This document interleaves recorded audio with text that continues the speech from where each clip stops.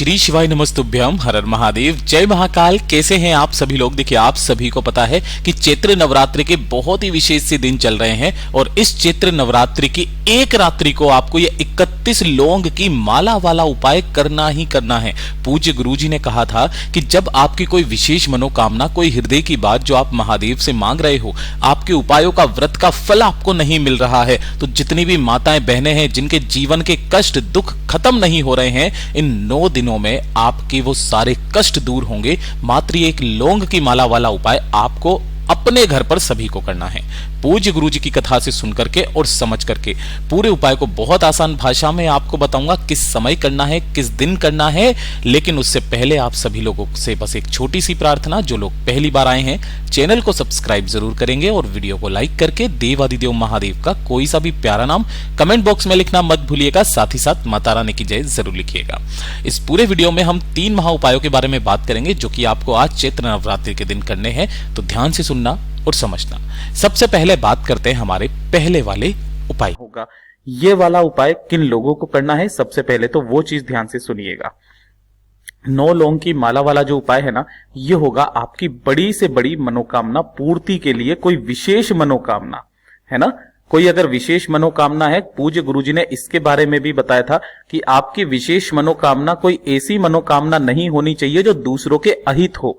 किसी के दूसरे की बुराई करने के लिए आपने कोई अगर मनोकामना रखी है, उस तरीके की मनोकामना आपको नहीं करनी है। आपको अपने हित की करनी है, दूसरे के अहित की मनोकामना नहीं करनी है। ठीक है, जो भी विशेष मनोकामना है उस मनोकामना के लिए आपको ये उपाय करना है। आपको लेनी होगी लौंग, ठीक है, और लौंग जो आप लोगे वो सारी की सारी साबुत होनी चाहिए, ऊपर का फूल भी होना चाहिए। और इन्हीं फूल से, इन्हीं लौंग की माला से आपको इस तरीके से एक माला का निर्माण करना है, गिठान लगा करके। लेकिन आपको कितनी लौंग लेनी है और किस तरीके की माला बनानी है उसके बारे में थोड़ा सा समझ लीजिएगा। देखिए, अगर आपकी उम्र है जैसे 25 साल, है ना, जो भी उपाय कर रहे हैं, अगर आपकी उम्र है 25 साल तो आपको लेनी है 25 लौंग।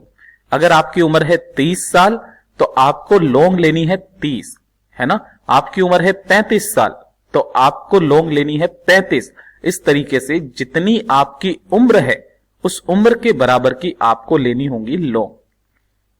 साबुत होनी चाहिए और उन सभी को आपको माला बनानी है, लेकिन आपको लाल रंग के धागे में माला नहीं बनानी है, ये चीज ध्यान रखना, ठीक है ना। आपको किसमें, कोई सा भी जो काला धागा होता है ना, उस काले धागे के अंदर आपको माला बनानी है। अब काफी सारे कंफ्यूज है कि भैया छोटी छोटी लौंगों की माला कैसे बनाएंगे, तो आपको कंफ्यूज होने वाली बात नहीं है। जैसे कि ये लौंग होती है, आपको क्या करना है, ऐसे करके धागा लेकर के आना है, यहां का यहीं आपको एक अंटा मार करके गिठान लगा देनी है। फिर यहां पर दूसरी लेकर के आना।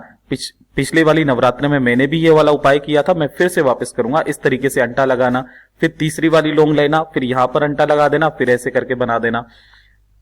इस तरीके से आपको सिंपल तरीके से अपने उम्र की बराबर की लौंग लेकर के आपको माला बना लेनी है काले धागे में, ठीक है। अब इस वाले उपाय को आप मंदिर जाकर के भी कर सकते हैं, साथ ही साथ अपने घर पर भी कर सकते हैं, लेकिन सबसे अच्छा रहेगा आपको अपने घर पर यह वाला उपाय करना है। मंदिर में क्यों नहीं, वो भी मैं आगे चल के आपको बताऊंगा, ठीक है। देखिए, आपके घर में जहां पर भी माता रानी का फोटो हो, तस्वीर हो, मूर्ति हो, है ना, वहां पर ये उपाय करना है। साथ ही साथ एक लंबी बाती का दीपक गौ माता के घी का जरूर तैयार कर लेना। इस वाले उपाय को नवरात्रे हो चाहे गुप्त नवरात्रे, साल में 4 नवरात्रे पड़ते हैं, 2 गुप्त होते हैं, एक शारदीय और एक चैत्र के नवरात्रे। किसी भी नवरात्रे में किसी भी एक दिन ऐसा फिक्स कर लो, उस दिन आपको यह उपाय करना है, ठीक है। और किस समय पर करना है, रात्रि के समय। किसी भी नवरात्रि के किसी भी दिन रात्रि के समय आपको यह उपाय करना है। आपको अपने घर पे जहां पर भी माता रानी का फोटो है, तस्वीर है, मूर्ति है, वहां जाना है। उनके समक्ष में आपको सबसे पहले इस एक लंबी बाती के दीपक को प्रज्वलित करना है, जिसकी बत्ती का मुख आपको रखना होगा उत्तर दिशा की तरफ। अपनी कामना कह करके यहां लगा देना। यहां लगा देने के पश्चात जो आपने एक लौंग की माला बनाई है ना, उस लौंग की माला को आपको माता रानी के गले में अपनी मनोकामना कह करके, ध्यान रखना, अपनी मनोकामना कह करके लौंग की माला को आपको माता रानी के गले में पहना देना है।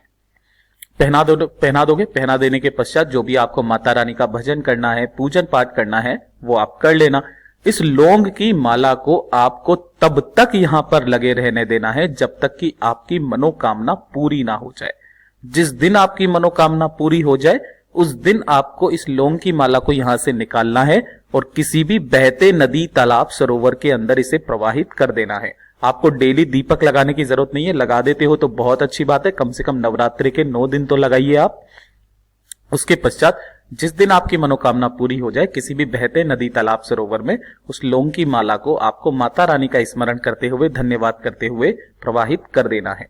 बस इतना सा उपाय करना है, जो भी आपकी विशेष मनोकामना होगी पूरी जरूर होगी। बात कर लेते हैं दूसरे वाले उपाय की। देखिए, दूसरा वाला उपाय किन लोगों को करना है कि अगर आपके परिवार में कोई बड़ा व्यक्ति है या कोई बच्चा है जो कि बहुत ज्यादा बीमार रहता है ना, थोड़ा सा इधर उधर का क्या ख्याल लिया, बीमार हो गया, मौसम क्या चेंज हो गया, बीमार हो गया, बहुत ज्यादा सेंसिटिव है, उसकी बीमारी खत्म नहीं होती है, परिवार का कोई व्यक्ति है जो बहुत ज्यादा बीमार रहता है, दवाइयां चलती नजर आ रही है लेकिन उनकी तबीयत में सुधार बिल्कुल भी नहीं दिखाई दे रहा है, तो आपको एक छोटा सा उपाय करना है उस बीमार व्यक्ति के लिए। परिवार का कोई भी व्यक्ति कर सकता है। आपको क्या करना है, एक फूल लेना है। कौन सा? सफेद फूल। सफेद फूल में भी ध्यान रखना, गलती से भी एक फूल मत लेना जिसको केतकी का फूल कहा जाता है, वरना आपको 1000 गौ हत्या का पाप लगता है। ठीक है, आपको इस तरीके से एक सफेद फूल लेना है, एक लोटा शुद्ध जल अपने घर का लेना, एक ताजा जल, और वो भी किसमें? तांबे के कलश में, और इन्हें लेकर के पहुंच जाना बाबा के मंदिर शिवलिंग के पास।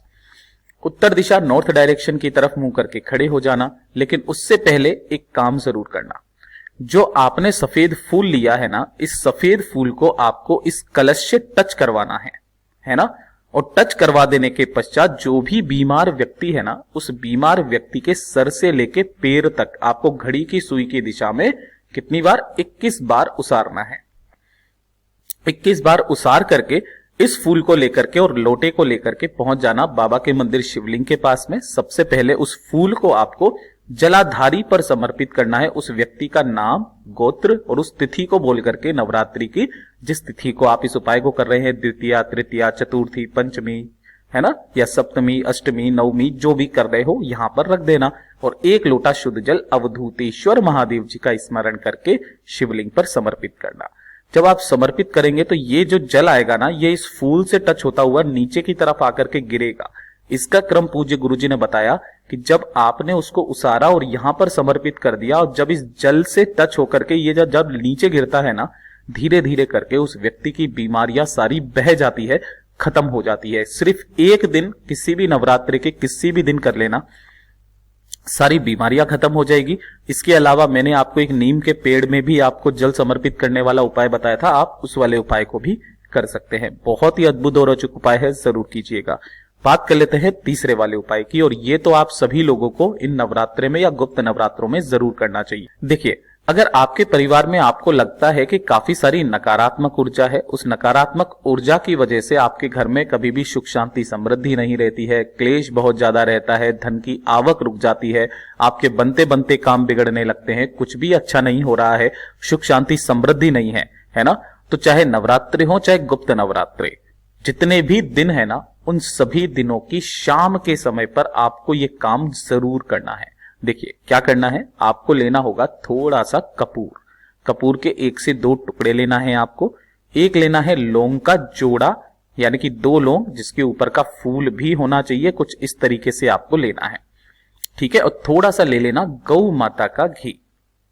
गौ माता का घी ले लेना। ठीक है, अब आपको क्या करना है, किसी भी प्लेट में या मिट्टी की प्लेट जो होती है ना, दीपक में रख करके उन कपूर के टुकड़ों को रखना है, उसके अंदर अग्नि प्रज्वलित कर देनी है, और गाय के घी में डुबो करके उस लौंग के जोड़े को इसमें रख देना है, अपनी कामना कह करके कि घर की सुख शांति समृद्धि हमेशा बरकरार रहे। और इसका जो धुआं होता है ना, इस धुएं को आपको अपने घर के सभी कमरों में, है ना, बालकनी में, किचन में, पूरे के पूरे घर में आपको इसका धुआं लगा देना है, माता रानी का जयकारा करते हुए।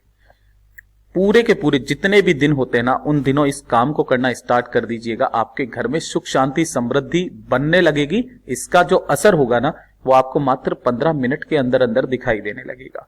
पूज्य गुरुजी के ये सभी उपाय बहुत ही ज्यादा खास और विशेष है, जरूर कीजिएगा। वीडियो पसंद आए तो लाइक जरूर करना, साथ ही साथ चैनल को सब्सक्राइब जरूर कीजिएगा। मैं आपसे मिलता हूं अगले वीडियो में, तब तक के लिए ओम नमः शिवाय, जय महाकाल।